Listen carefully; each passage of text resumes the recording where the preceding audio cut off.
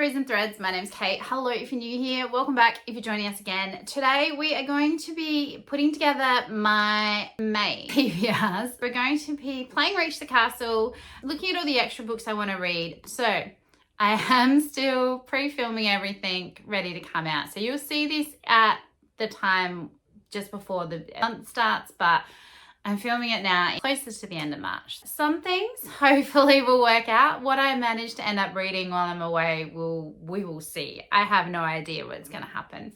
Let's film the rolls and we'll come back and we'll regroup in the library and go over all the books that I am hoping to read while I am away on my holiday. Hello, sorry, just jumping in. This is me editing this video and realizing that I didn't do a proper intro for my May TBR. So it's a bit choppy. I've taken the same clip that was at the beginning of my April TBR and just tried to make it sound usable.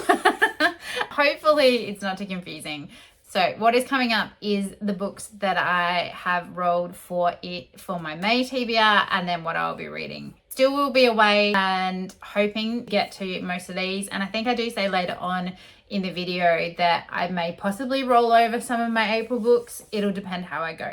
But that's why the intro sounds a little similar to the one that I did in April. It was what it was. And I had already filmed everything else. So refilming the whole thing just seemed a little bit silly. But I'm just going to pop this clip in quickly right before we go to the clip of me playing the game.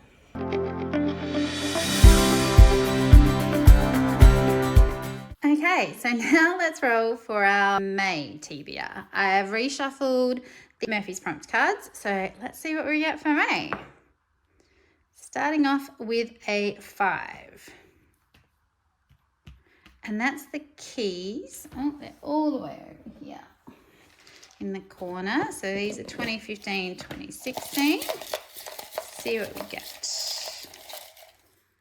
This one. War Breaker by Brandon Sanderson. Okay, that should be an interesting journey.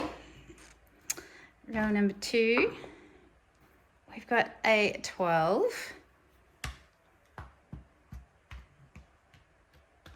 And we've got our prompt card. So let's see. We've got a paranormal romance. Okay. Number 3. We've got a 10.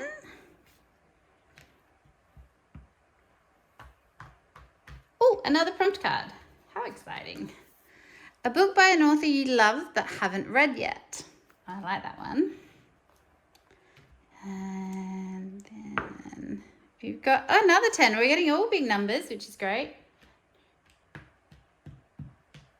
Oh, and that's our last one right before the castle. So we're going to get another key. This is our second key in this game. What one now? This one. Another Brandon Sanderson.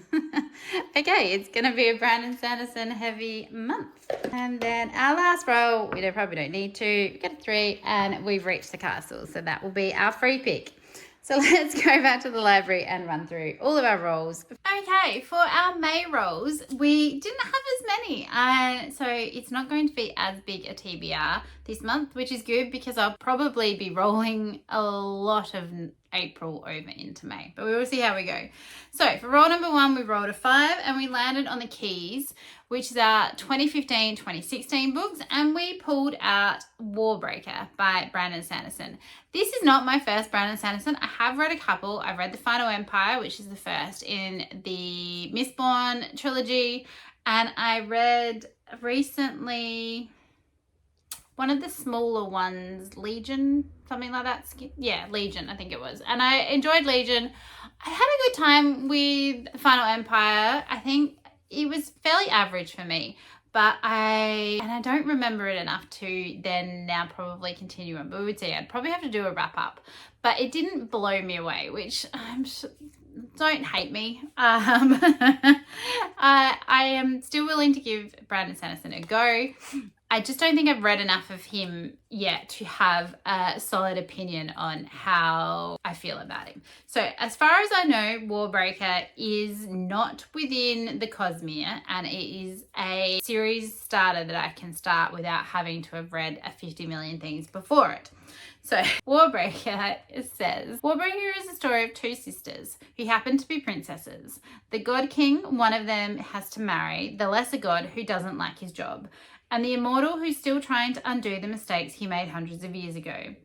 The world is one in which those who die in glory return as gods to live confined to the Parthenon of Halandren's capital city, where a power known as a biochromatic magic is based on an essence known as breath that can only be collected 1 unit at a time from individual people. By using breath and drawing upon the colour in everyday objects, all manner of miracles and mischief can be accomplished. It will take considerable quantities of each to resolve all the challenges facing Viviana and Ciri, princesses of Idris, Susbrin, the God King, Lightsong, reluctant god of bravery, and mysterious Vasha, the Warbreaker. Hopefully it's a good time. We'll see how we go. Like I said, I started my adventures in the Cosmere, but I think this deviates and it's sounding a little still fantasy. I was gonna say, I know he's got a sci-fi series that I don't think is this one, but we'll give it a go and see how we end up. For roll number 2, we rolled a 12 and we landed on Murphy's prompt cards. So this one is for a paranormal romance.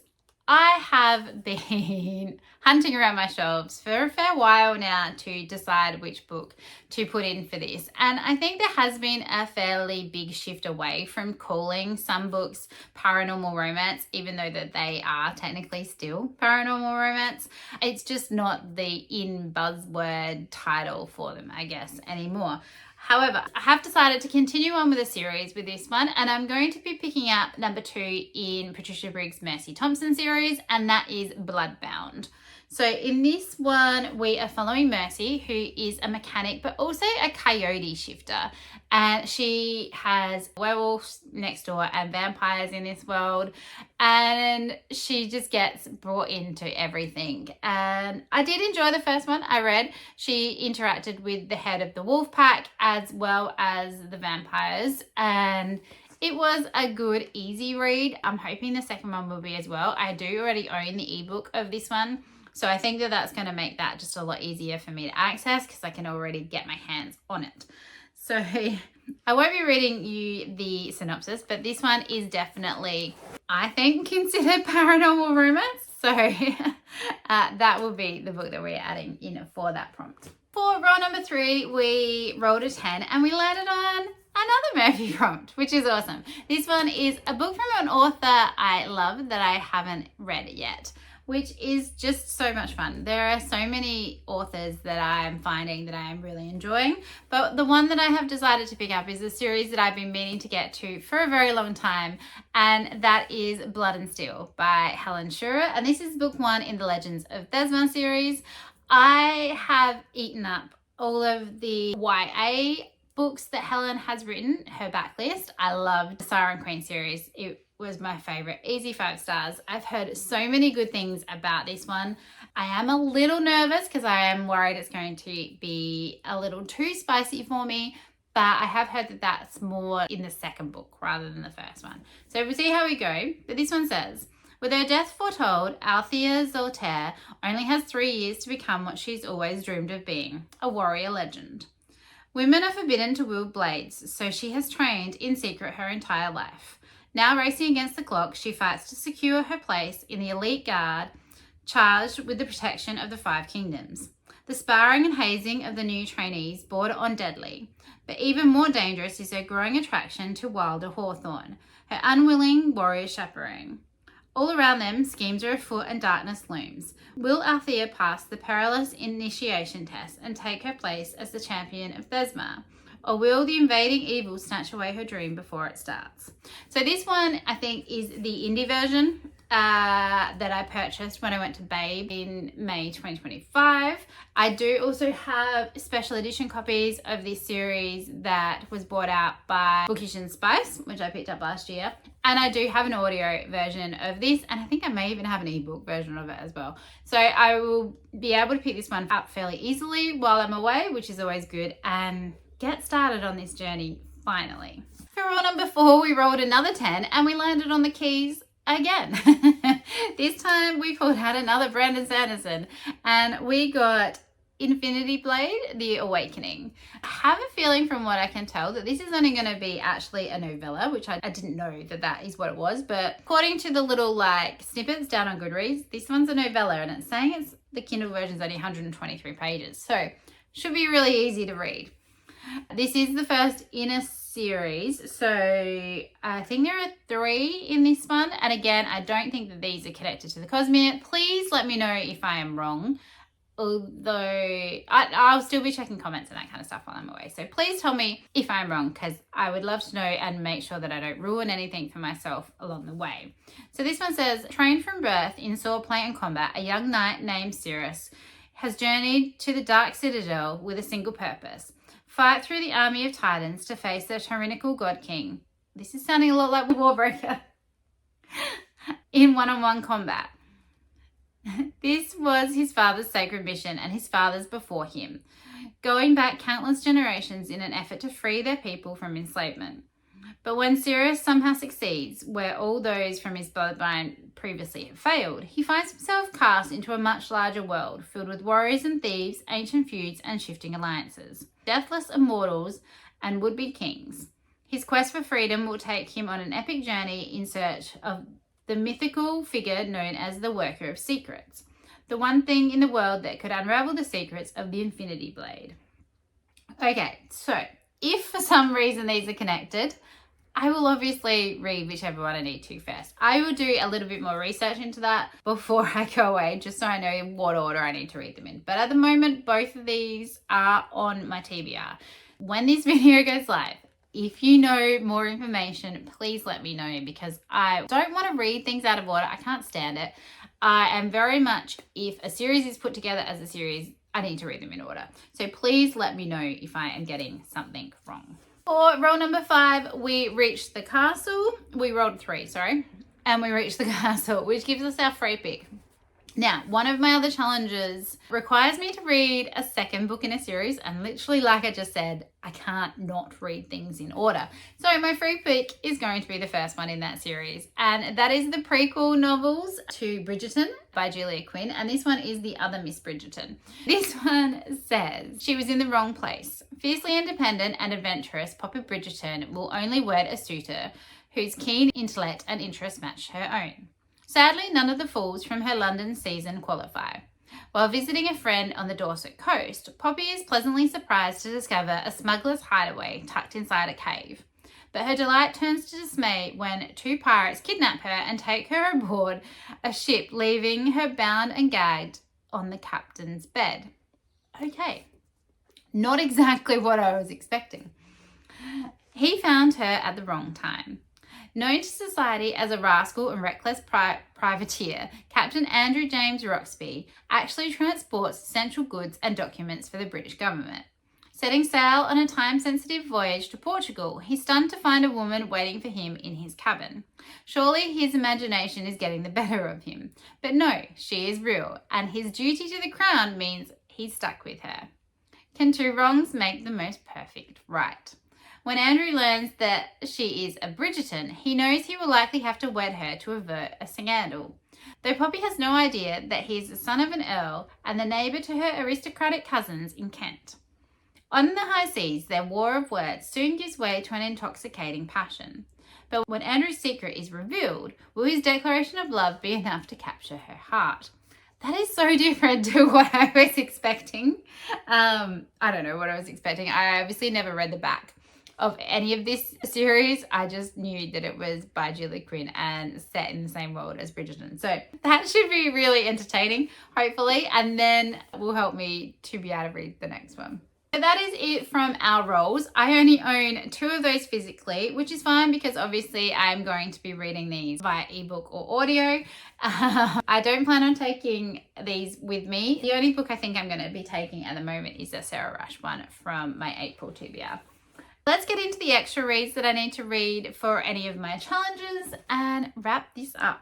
This month I'm going to be combining my book hose pick, which is my pick, so that was very handy, with my Buzzword cover challenge. The cover challenge for Buzzword is to read a book with a border on the cover, and it just worked really well, and I've been wanting to pick this up and give this series a go. And being fantasy, my friend Kate was right. Of course, I wanted to read a fantasy. And we're going to be reading The Bridge Kingdom by Daniel L. Jensen. This one, I don't technically have to have finished until the 4th of June, so it'll work perfectly. So if for some reason I don't get to this while I'm away, I will have a little while when I get back to be able to finish it. This one says, what if you fall in love with the one you were sent to destroy? Raised as a warrior, Princess Lara knows 2 things. King Aaron of the Bridge Kingdom is her enemy, and that she must be the one to bring him to his knees. The Bridge Kingdom is the only route through the storm-ravaged world, and it uses its power to deprive its enemies, including Lara's homeland. When she's sent to be King Aaron's bride, Lara will do whatever it takes to bring down the kingdom's defenses, even if it means seducing her new husband. As she learns more about the war to possess the bridge, Lara's feelings for Aaron transform from hostility to passion, and she faces a terrible dilemma: which kingdom to save and which to destroy. I've heard such good things about this series, and knowing that I think the last book in the series of duologies has just come out or is just coming out just makes me even more eager to actually get started and be able to get in on some of that hype and excitement. And then I've seen some really pretty hardback covers of these. This is the only one I own at the moment, so if I do really like this, I might switch it out for some special edition hardbacks, but we'll see how we go. I am super eager to get to this one, and get this in for 2 prompts is just awesome. For the Buzzword Title challenge, we need to read a book that has make in the title. This I found extremely hard to find one that I wanted to read on my TBR already since my Bridgerton prequel series. So book 2 in the Roxby series, or the Bridgerton prequels, is called The Girl with the Make-Believe Husband by Julia Quinn, obviously. And it's the only one I could find that I had any interest in reading. So that is what we are doing. I don't think, even though this is a series, I just quickly skimmed through the synopsis of this book, and I don't know that it gives anything away reading it. So from book 1. So hopefully not. So The Girl with the Make-Believe Husband is going to be my read for this, and this one says, while you were sleeping. With her brother Thomas injured on the battlefront in the colonies, orphan Cecilia Harcourt has 2 unbearable choices: move in with a maiden aunt or marry a scheming cousin. Instead, she chooses option 3 and travels across the Atlantic, determined to nurse her brother back to health. But after a week of searching, she finds not her brother, but his best friend, the handsome officer Edward Roxbury. He's unconscious and in desperate need of her care, and Cecilia knows that she will save this soldier's life, even if staying by his side means telling one little lie. I told everyone I was your wife. When Edward comes to, he's more than a little confused. The blow on his head knocked out 6 months of his memory. But surely he would recall getting married. He knows who Cecilia Harcourt is, even if he does not recall her face. And with everyone calling her his wife, he's decided it must be true, even though he's always assumed he'd marry his neighbour back in England. If only it were true. Cecilia risked her entire future by giving herself completely to the man she loves. But when the truth comes out, Edward may have a few surprises of his own for the new Mrs. Roxbury. So these are sounding really fun. I am really looking forward to them. And I'm hoping that I can use both of those for Romanceopoly as well, so that will work out well. For Catch Up Book Club, I should hopefully have read the book for that in April if I did manage to finish it. So we don't have to worry about that one in May. If for some reason I haven't finished that in April, I will move it over to May. Next up, we have Adventures in Aeldia. So Lunaria will be moving to 5D, which is a sun dancer, and the prompt is a book where a main character is a dancer or dance is an important part of the book. This one I can't figure out a book for. I've been looking around for a while and I don't really have any books on my radar that have anything to do with dance or dancing. So if you know any, please give me a suggestion because I am coming up blank. Yeah, help. Please help me. I will obviously look around and keep an eye out, but for now there is a book that I need to read for Aeldia, but I don't know what I'm going to put in this spot. If I have to, I will jump it and come back to it, but that isn't the way that you're meant to move through the board. So I would like to not do that, but please let me know if you know of any books with dancers or dancing as a main plot point. Okay, so that is the end of our May TBR. We have ended up with a reasonable stack. It's about 8 books for May, 3 of which I own physically. And I think that that is possibly doable, hopefully. We'll see how I go. What's your reading looking like? I'd love to know. Like I said, please leave me some help, please. If you can, if you know anything that's really good that you think that I might enjoy. If you have liked this video, please do consider hitting that like button and subscribing if you haven't already. I am so close to 500 subscribers. I would love to have you join. If you also would like to, I have linked down below my Goodreads, my Storygraph, and my Instagram, so please feel free to come over and follow me on any of those. And I hope your reading is going great, and I hope that wherever you are having a really wonderful day. And we'll see you next time. Bye.